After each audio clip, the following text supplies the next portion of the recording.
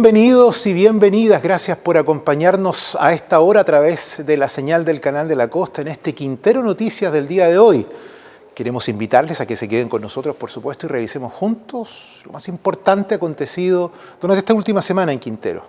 Y precisamente quiero comentarles que nuestra comuna comienza este año la elaboración de un nuevo plan de desarrollo comunal, Pladeco, como es conocido, ¿no? Para imaginar cómo será nuestra comuna del mañana. Este año, debido al COVID-19, la tarea será más compleja, por lo que invitamos a todos los habitantes a estar atentos a las instancias de participación para construir un nuevo Quintero entre todos y todas. Pongan mucha atención. Fomentar el turismo, recuperar espacios públicos o incentivar la construcción de nuevos establecimientos educacionales son parte de las propuestas que se desarrollarían en el nuevo Pladeco o Plan de Desarrollo Comunal para Quintero. Con una serie de discusiones entre los vecinos se dará forma a esta ruta de trabajo que definiría cómo será nuestra comuna en los próximos años. El Pladeco es comunal, es de la comuna, y si bien es cierto, la municipalidad es el principal actor, pero hay muchos más actores relevantes dentro de la comuna que también pueden apoyar con iniciativas para ir mejorando. Si el Pladeco en el fondo es como ir al colegio, ¿sí? Tú vas quemando etapas, cada cierto tiempo te propones una meta y después de 12 años ya saliste por la universidad, vas quemando etapas. El Pladeco un poco hay que entenderlo de la misma forma, es una meta, es un plan que tú te propusiste y está 4 años. Esto que queremos como comuna, ya. ¿De qué forma nos ponemos de acuerdo entre todos para lograrlo? Sin embargo, y debido a la emergencia producto del coronavirus, es que se han suspendido las asambleas comunales y reuniones participativas para establecer los criterios para el nuevo Pladeco. Por el momento se realizarán conversatorios virtuales, los que comenzaron el pasado martes, para informar a los habitantes sobre qué trata el plan de desarrollo y cómo participar activamente en las diversas instancias de diálogo. Hemos creado un plan de medios para llegar a la ciudadanía. Vamos a seguir haciendo cápsulas en vivo, como la hicimos esta semana. Vamos a hacer 2 o 3 al mes. También vamos a estar súper presentes en redes sociales para que la gente nos dé sus comentarios, nos ayude a construir este Pladeco, que ellos son fundamentales para que esto resulte bien. Y también vamos a estar con ediciones especiales del diario El Mirador Comunal para llegar a los sectores rurales, a los adultos mayores de la comuna, y con programas de radio, donde toda la ciudadanía va a tener su espacio, todo el que quiera participar se le va a dar su espacio para que juntos podamos construir el mejor Pladeco para Quintero. El llamado es a estar atento a las redes sociales del municipio para conocer más sobre las implicancias de este nuevo Pladeco para la comuna y cómo ser parte en la construcción de un nuevo Quintero. En la entrevista de esta semana, amigos y amigas, vecinos y vecinas, dialogamos con el diputado Luis Pardo, con quien, por supuesto, abordamos la contingencia y las medidas que el Ejecutivo ha adoptado en este sentido. Ponga mucha atención a la entrevista de esta semana. A esta hora les agradecemos, nos sigan acompañando a través de la señal del Canal de la Costa en este Quintero Noticias del día de hoy. En la entrevista de la semana, ya les decíamos, tenemos el privilegio a esta hora de poder contar con la presencia del diputado Luis Pardo. Diputado, gracias por acompañarnos y por darse estos minutos para compartir con nosotros el día de hoy. Todo lo contrario, gracias a usted, Carlos, y a toda la audiencia a través del Canal de la Costa, a disposición de ustedes como siempre. Diputado, lo conversábamos fuera de micrófono, momentos complejos, claramente, no solamente por la situación del COVID a nivel país, sino cómo ha afectado de manera tan dramática a nuestra región. Yo quiero partir consultándole, diputado, respecto de esta medida de cuarentena a la cual se incorporaron hace muy poco Viña del Mar y, por supuesto, Valparaíso. Recordemos que San Antonio ya estaba con esta medida vigente. ¿Usted cree que sea necesario, entonces, intensificar estas medidas en otras comunas de la región, por ejemplo Quintero, que hoy día ocupa la número 10 en cantidad de contagios? Bueno, yo creo que el decreto de cuarentena tiene que ser oportuno en términos, primero, que no llegue tarde, cuando la situación está fuera de control, pero que tampoco se anticipe en el sentido de someter a la población a un confinamiento más prolongado del que sea estrictamente necesario. Todas las indicaciones y la experiencia internacional nos muestra que la cuarentena, que es una medida extrema, cumple un rol, pero mucho más importante que la cuarentena son las medidas a las cuales todos estamos llamados a respetar, que son las medidas de distanciamiento social, del uso de la mascarilla. La medida más importante y es la que menos se practica en Chile, según los estudios, es el lavado continuo de las manos. Es mucho más efectivo que el alcohol gel, es mucho más efectivo que todas las medidas en su conjunto, porque uno con las manos toca superficies donde el virus dura más tiempo vivo, ¿no es cierto? Una superficie de metal, una superficie lisa de cualquier naturaleza, que uno habitualmente toca, ¿no es cierto?, en el quehacer diario. Lo más probable es que pueda contener el virus y de ahí la importancia del lavado continuo de las manos. Entonces, yo he ido a varias reuniones en Quintero, hemos estado reunidos con los pequeños comerciantes, con la gente de los restaurantes, del sector turístico, he también visitado algunas juntas de vecinos con muy poca gente y cumpliendo todas las tareas y todas las exigencias sanitarias, y la verdad es que veo que hay una conciencia, especialmente del municipio, que ha promovido todo esto y que nos ha colaborado en muchas de estas reuniones. Ha estado presente el alcalde o alguno de sus representantes para abordar los temas de ellos, y si todos hacemos eso, si todos respetamos estas medidas, vamos a tener un efecto mucho más potente que la cuarentena, que reitero, llegado el momento hay que decretarla, pero no hay que quedarse ni corto, ni tampoco ir demasiado rápido en el sentido de obligar a la gente a estar confinada más tiempo del que pueda ser el prudente, porque después no solo hay detrás de eso un problema económico, también hay problemas sanitarios. El confinamiento tiene implícito problemas psicológicos, de convivencia, agudización, ¿no es cierto?, incluso de los contagios cuando no están las condiciones como el hacinamiento de por medio.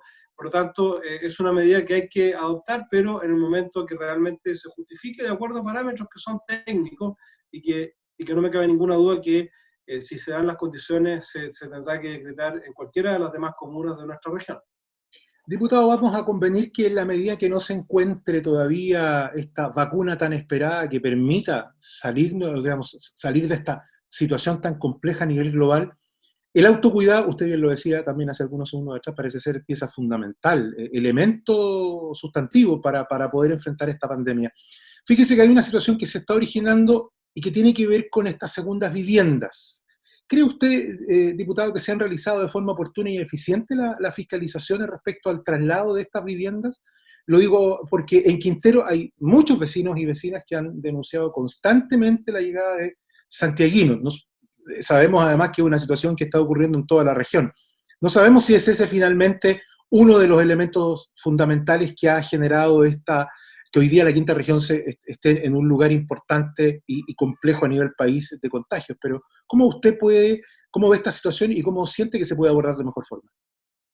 Bueno, efectivamente, hoy día no utilizar la vivienda principal y trasladarse a la segunda vivienda tiene una multa altísima, está penado incluso penalmente, valga la redundancia, y por lo tanto es una conducta que debe ser denunciada. Desgraciadamente, también hay que decirlo, hoy día todo el sistema público, incluidas las policías, están extremadamente tensionadas en términos de que están cumpliendo muchas funciones y que por lo tanto su capacidad de concurrir, por ejemplo, a fiscalizar y sancionar esta conducta significa distraer otras funciones igualmente necesarias. Tenemos a los carabineros y a las Fuerzas Armadas desplegadas en cordones sanitarios, desplegadas en distintas tareas, que igualmente contribuyen a evitar el desplazamiento y la llegada de, en este caso, santiaguinos. Por lo tanto,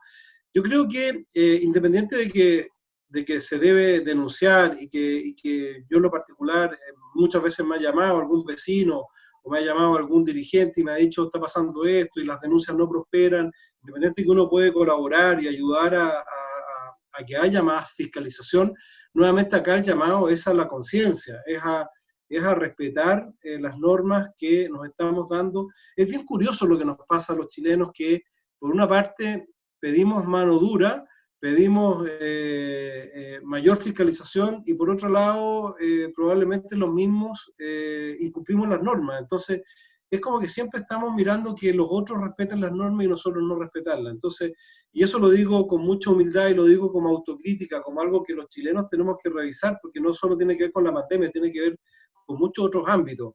¿Ah?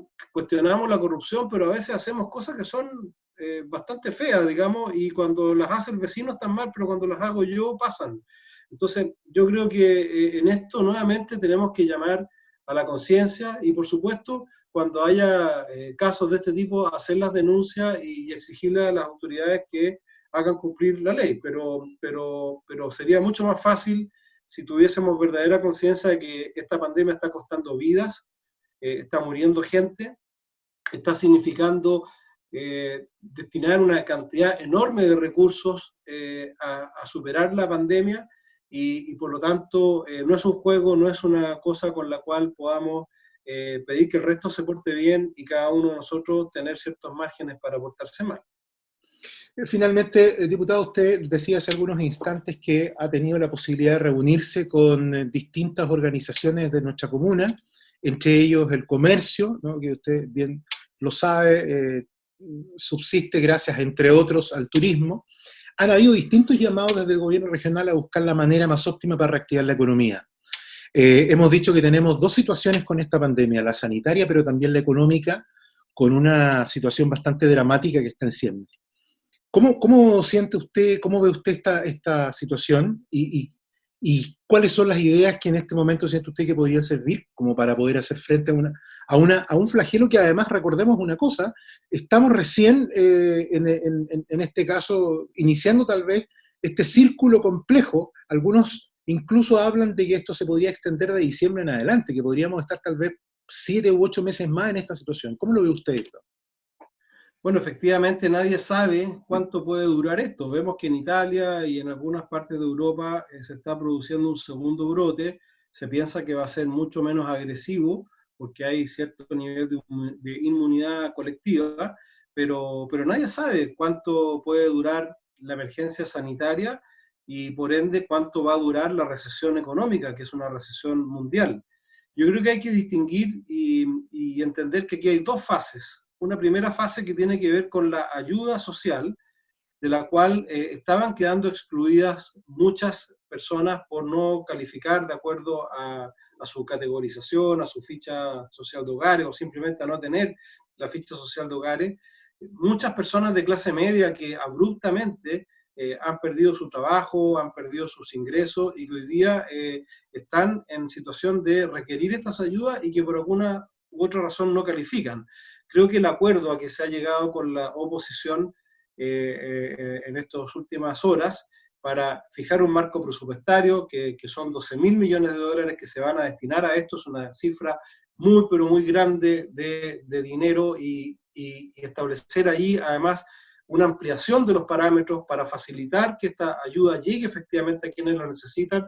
Se habla del 80% ya más vulnerable, antes hablábamos del 40% o de una parte del 40%, hoy día se está hablando de un 80%, se están hablando de cifras como 100.000 pesos por persona, y que esto puede durar varios meses, por lo tanto, una primera fase de ayuda, de asistencia, de acompañamiento, que es la que estamos viviendo hoy día, y luego viene, y por eso era importante este acuerdo, porque de lo contrario íbamos a seguir en este regateo en que el gobierno mandaba un proyecto de ley y la oposición decía que era insuficiente, que había que subir la puntería y se producía un regateo y 1 o 2 semanas más discutiendo y esto multiplicado por cada una de las distintas ayudas simplemente era insostenible. Por eso que es valioso este acuerdo, ojalá que se respete y que se traduzca en ayudas efectivas y a la vena de las personas que hoy día lo están necesitando. Pero después de esta ayuda viene lo que tú mencionas, que es la reactivación económica. La reactivación no puede empezar ahora. Hoy día la reactivación es imposible porque hoy día un restaurante, cualquier emprendimiento turístico no va a tener el público ni las ventas necesarios para reactivarse. Lo que necesitamos hoy día es que esa pequeña empresa, esa microempresa se mantenga viva, se mantenga funcionando, que sus trabajadores y los emprendedores que están asociados a ese emprendimiento puedan subsistir dignamente mientras pasa esta noche oscura, pero que apenas podamos tener condiciones sanitarias proclives, reiniciar la reactivación de toda la economía y particularmente de ese sector que es tan sensible y tan importante en Quintero. Y ahí sí que vamos a necesitar una política de créditos mucho más agresiva, una política de subsidios, de incentivos tributarios, que están también delineados en este acuerdo que ya se ha suscrito y que por lo tanto nos permite mirar con mayor optimismo lo que va a ser esa reactivación. Por lo tanto, hoy día planes como los distintos subsidios que a veces son, y yo entiendo además la molestia de las personas que postulan y no se ganan un Reactívate o no se ganan ninguno de los programas de Cercotec o de Corfo, porque vemos, claro, que son programas que a veces tienen 2.000 beneficiarios y postulan 50.000. Y por lo tanto, los 48.000 que postularon y eso lo ganaron quedan no solo decepcionados, sino que a veces molestos. Entonces, creo que hoy día esas ayudas van a ser mucho más amplias, van a ser mucho más masivas y van a permitir enfrentar de mejor manera la parte de la pandemia propiamente tal, que es distinta, y eso es importante tenerlo presente, es distinto del paquete de medidas económicas que tiene que venir para la reactivación, donde particularmente sectores como el turismo van a requerir de mucha inyección de recursos. Hoy día los bancos efectivamente están reticentes de prestarle plata a un restaurante o a un hotel, porque saben que no sabemos por cuánto tiempo no van a tener público y por lo tanto no van a tener capacidad de pagar.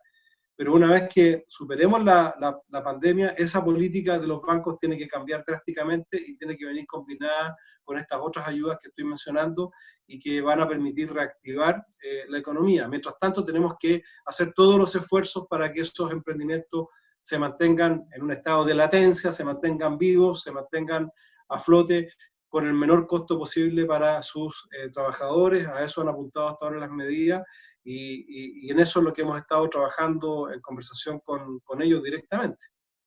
Diputado Luis Pardo, muchísimas gracias por habernos acompañado el día de hoy.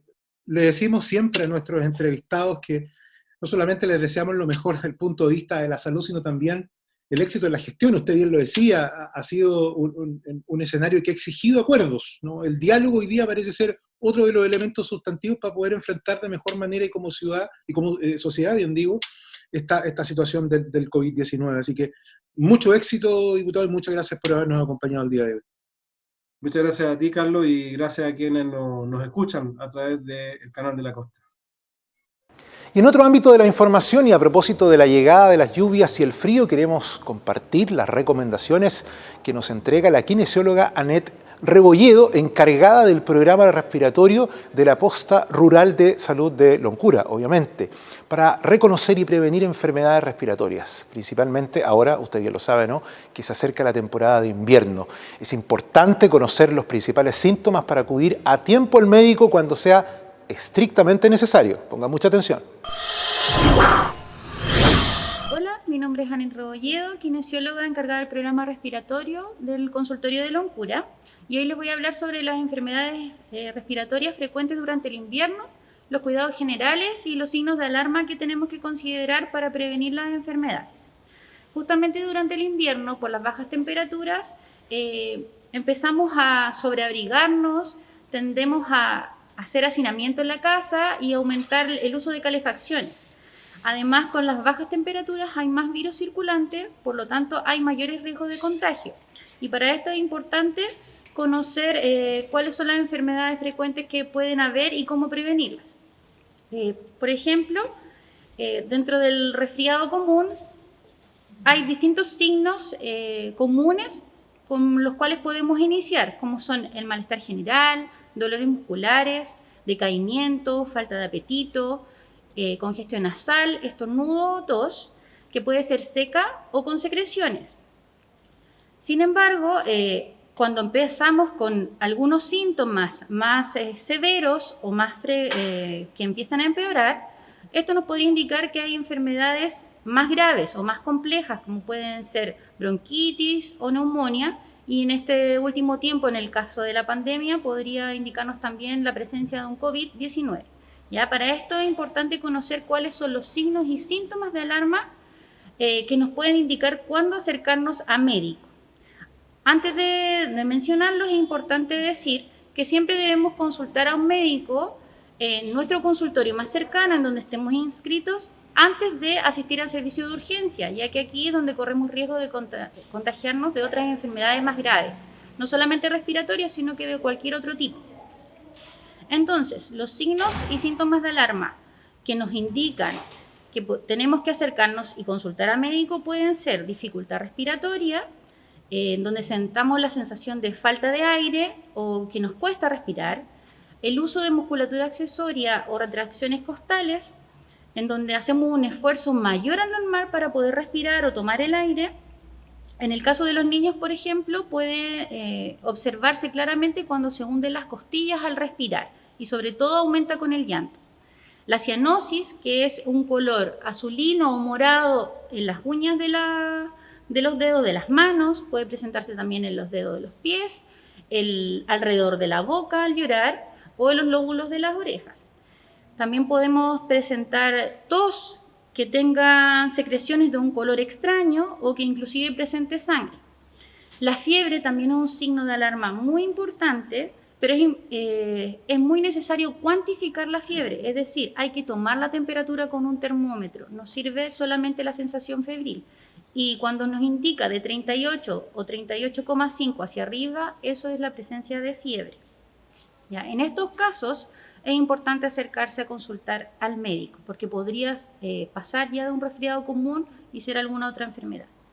El resfriado común también es importante conocer que dura generalmente de 3 a 7 días como máximo, en donde el pic de los síntomas, o sea, el malestar mayor va a presentarse entre el tercer y quinto día. Si esto no cede durante ese tiempo, ahí podría indicarme de que hay la presencia de otro virus o bacteria que me esté afectando. Y finalmente, los cuidados generales que tenemos que tener en la casa, con nuestra familia o individualmente, para poder prevenir el contagio de enfermedades, pueden ser la ventilación durante el periodo de la persona que esté enferma. Ya cuando una persona está enferma, la idea es que en la habitación en donde está durmiendo, donde pasa su mayor tiempo, debe salir durante un periodo en la casa y ventilar, tanto abriendo las ventanas o las puertas, por lo menos 30 minutos para que circule el aire y los virus se vayan. También prevenir cualquier uso de agentes contaminantes, tanto dentro como fuera de la casa. Esto tiene que ser prevenir el uso del cigarro y prevenir cualquier calefacción contaminante, como son el uso de estufas a leña, parafina o carbón, ya que son las más contaminantes tanto dentro como fuera de la casa y exacerban los síntomas respiratorios. También tenemos que prevenir con una buena alimentación, rica en vitaminas, para mantener nuestras defensas buenas, mantener todas las vacunas al día, tanto en los niños como en los adultos, sobre todo en esta época que estamos aún en campaña de vacuna contra la influenza. Ya es importante que los grupos de riesgo se acerquen a su consultorio a vacunarse. También, y en esta época muy importante, ocupar los tapabocas o mascarillas y un lavado de manos frecuente para poder barrer todos los virus que podamos traer en nuestras manos o en nuestra ropa. Hacer un cambio constante de la ropa que pueda estar contaminada, siempre lavarse las manitos, cambiar el calzado, etc. Sobre todo porque en esta época hay mayor riesgo del contagio de COVID-19. Entonces, esos son los cuidados generales que tenemos que tener y con eso podemos prevenir cualquier tipo de enfermedad respiratoria frecuente durante el invierno. Muchas gracias.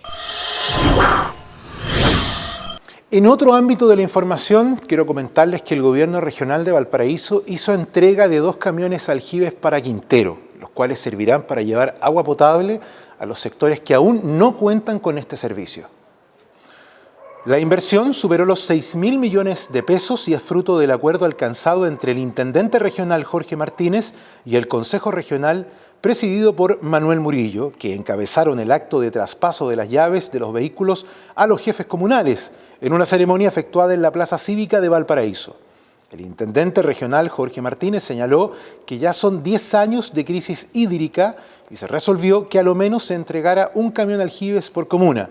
Esta inversión es muy importante para asegurar el consumo de agua, sobre todo a los sectores más vulnerables, para la gente que vive en cerros, porque la finalidad es poder llegar a todo el mundo con el agua, que es fundamental para la vida.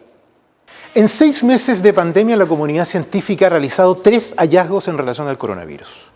El primero tiene que ver con la naturaleza y el origen de este nuevo COVID, que mutó, recordemos, desde un murciélago a los humanos y que en su tipo es el séptimo que precisamente logra saltar de un animal a las personas. El segundo hallazgo tiene que ver con este estudio que se está haciendo en tiempo real por parte de la comunidad científica en distintos lugares del mundo y que ha permitido establecer, por ejemplo, por qué y cómo migró el COVID-19 desde Wuhan a Nueva York. El tercero de estos hallazgos tiene que ver con determinar la manera en cómo entra el cuerpo y las consecuencias que tiene para nuestro organismo. Lo que ha llevado, entre otros, a entender, en definitiva, por qué este virus provoca tan diversos síntomas, muchos de ellos bastante complejos. Porque, entre otros, recordemos, es capaz de alojarse en distintos lugares como el cerebro, los pulmones, el corazón, los riñones, entre otros. 124 grupos científicos a esta hora en todo el mundo buscan una vacuna contra el COVID-19, pero claramente esto no va a suceder antes del 2021. Como en tantas otras ocasiones, vecinos y vecinas, y hemos insistido en este y otros programas, mientras no se encuentre esa vacuna, la única posibilidad que tenemos de sobrevivencia se basa, en la necesidad que tenemos las personas por tomar conciencia, en definitiva, respecto del autocuidado. Hablamos del confinamiento, de la distancia social, el uso de mascarillas, entre otros. Lo lamentable, lo peligroso, es que a esta hora esto no está resultando. 7 millones de personas en el mundo están contagiadas con COVID-19 y más de 400.000 ya han fallecido. La gente entonces no está tomando conciencia de lo grave de esta situación. Y lo peor de todo es que esa irresponsabilidad, la irresponsabilidad de esas personas, nos está amenazando a todos y a todas. La justicia y las leyes son lamentablemente blandas y tardías aún, por lo que su vida y la mía sigue estando en manos de algunos que consideran una señal de hombría el transitar por la calle sin mascarillas.